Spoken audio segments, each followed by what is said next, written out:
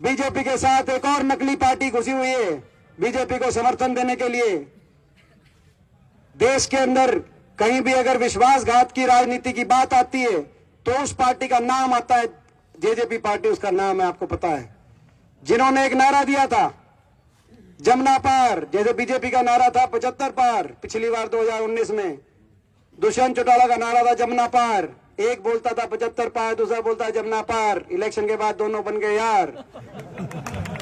BJP को तो छोड़ दिया था लोगों ने जमुना पार, लेकिन उन्होंने जमुना पार बीजेपी को ढूंढा, जमुना में डुबकी लगवाई, नहलाए धुलाए, चंडीगढ़ में खट्टर सरकार की दोबारा सरकार बनाई।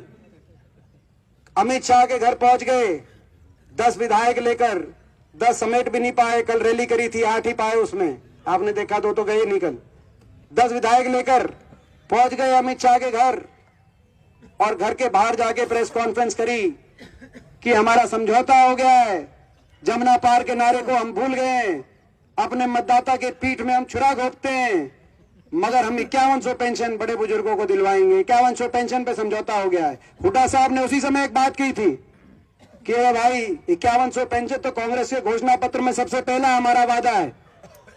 1 नवंबर 2019 यानी कि आज से 3 साल से भी पहले, 3.25 साल, आज से 3 साल पहले से हम 5100 पेंशन देंगे।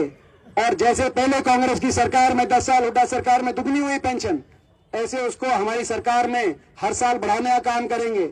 उन्होंने कहा कि नहीं हुड्डा साहब, आपके हाथ से नहीं दिलवाएंगे, हम तो खट्टर के हाथ से दिलवाएंगे, अमित शाह जी की मोहर मरवाएंगे।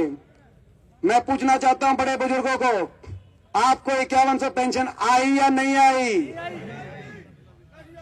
अगर 5100 पेंशन आ रही है किसी को तो भाई ये मैं कह सकता हूं उनका कोई समझौता था।